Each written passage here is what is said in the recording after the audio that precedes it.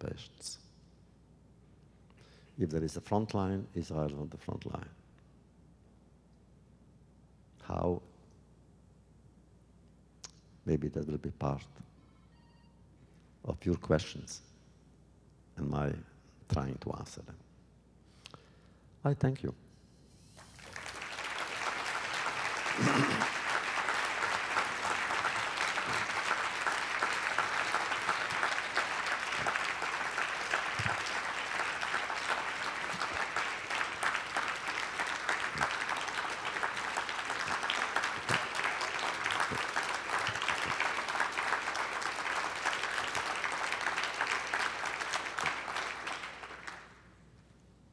The floor is yours.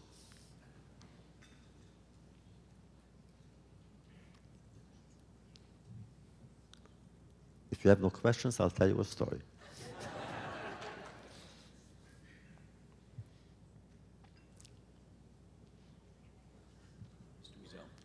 I have an easy question. Could you just continue a little bit more along the line you were just heading to? Looking at our generation, what should we be doing? Are we doing enough? You started with point number 1. I'm sure you have 2 and 3 and 4 in mind. Do we do enough? No, surely not. But that is the answer which, throughout the ages, we have never done enough. When Jews were expelled from Spain, we are so proud of those Jews who left Spain. But how many remained? More than those who left. So it's never enough. When they left Spain, the Jewish community then had actually 2 major figures. One was called Rabbi Abraham Sr. The other one, Rabbi Don Yitzchak Abarbanel.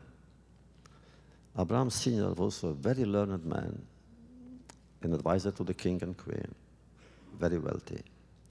And when the choice was given by Don Ferdinand and Queen Isabella to convert or leave, Abraham Sr. converted, he as entire family. Don Yitzchak Abarbanel, who had the highest position in the land, left. Whom do we remember? Don Yitzchak Abarbanel. Have we done enough in Spain? No. But at least we learned the lesson.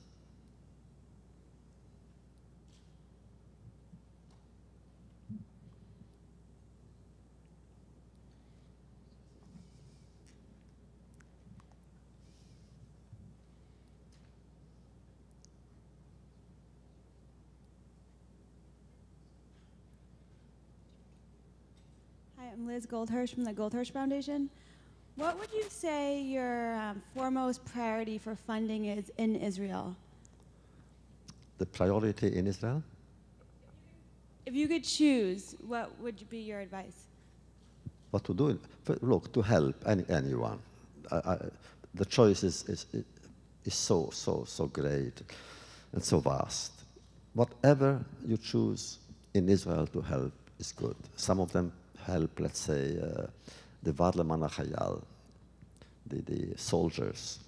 Others, children. Rashi is doing so great on so many areas. Some give soup kitchens. We try, my wife, Marion, is taking care of 1,000 Ethiopian children in 2 houses and 2 centers. So yeah, whatever you take, hospitals, schools. I am, of course, biased to schools. I'm a teacher, after all. And I think, whatever the answer is, by the way, to any question we ask, I want you to know, education must be its major component.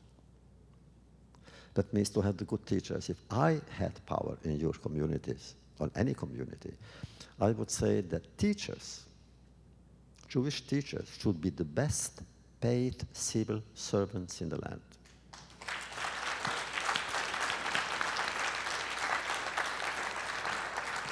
Because what we do, we entrust our children and their future, which is ours, in their hands. Therefore, they should be the best. They should be motivated. They should want to become teachers.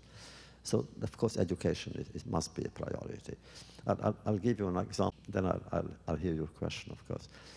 In the Talmud, we have occasionally a marvelous vignette that a sage would stop a child in the street and say, Psoket psukha. That means, what verse have you learned today? From this, he would actually learn the future.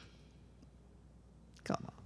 What kind of story is this? Children, yes, the Talmud says that since the destruction of the temple, believe it or not, since the destruction, says the Talmud, the prophecy stopped and was given only to fools and to children.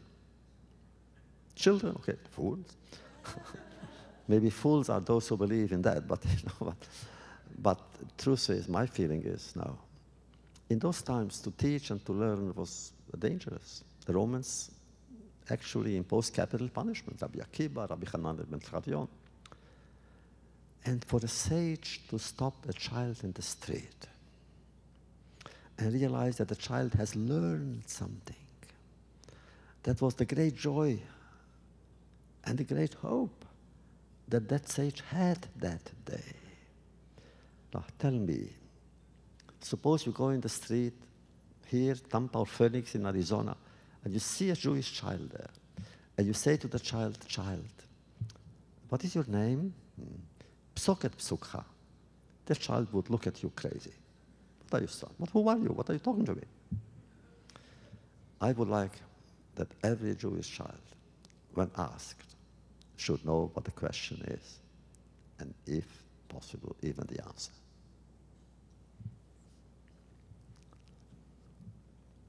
Tell us, if you would, first of all, I think I echo everyone's feeling that we are so honored to have both you and your wife with us today. Thank you. But tell us a little of what your foundation is doing, both in Israel and elsewhere, if you would. Really, I tell you the truth, the foundation is my wife, Marion, and she doesn't like to speak, but when she speaks very well. So last night, I imposed on her to speak, but I'll tell you, this foundation was created after I got the Nobel Prize. And the beginning, what we did, we had international summit conferences for Nobel laureates. For the very first time in history that Nobel laureates of all the disciplines met or are under auspices. And I believe in that. I believe in conferences. I believe in dialogue. I believe in words. And it began with that. And then we had conferences called Anatomy of Hate. In Hiroshima, we called it the Future of Hope. In Hiroshima. And we always have heads of states, parts like Havel, Mitterrand, Gorbachev, always. Then, again, thanks to Marion, we did practical things. And we opened the 2 centers for Ethiopian children there. Now, lately, we opened the center for Darfur children in Tel Aviv. And whatever really we can, we try to help Israel. When Israel, let's say, is in danger, any danger. We have published a few times full-page ads in the New York Times, simply our foundation. Now, some of you may know, a full-page ad in the New York Times is very, very expensive. But I remember when, for the first time, Sharon came, and he went to see the president, and Sharon called us up. He said, I'm going to see the president. I know there's going to be tremendous pressure on me, on certain issues that were vital for Israel. Can you help? And I remember it was Friday. He was going to see him Tuesday. And Marion and I, and our son, we said, what can we do so fast? We decided we'll publish an ad. It wasn't easy to find the proper person in charge of publicity in the New York Times. We drafted an ad, a letter to the president, whom I know well. When Sharon came out from the car, he called me up. He said, I'll never forget what you have done. Because thanks to you, the pressure we were worried about wasn't even mentioned anywhere, because that day, wherever I went to the Pentagon, to the State Department, they have all read your letter signed by you. So we are doing these kind of things. When in England, the crazy academics wanted to boycott Israel, Israeli universities, we published a full-page ad with 60 signatures of Nobel laureates. They stopped it. You simply cannot say no in the academic community. You cannot oppose 60 Nobel laureates, not even one. You cannot. You know, why Nobel has become, I don't know, such a saint that his name has such power, I don't know. There are so many other prizes that are more money than they, but somehow you say Nobel.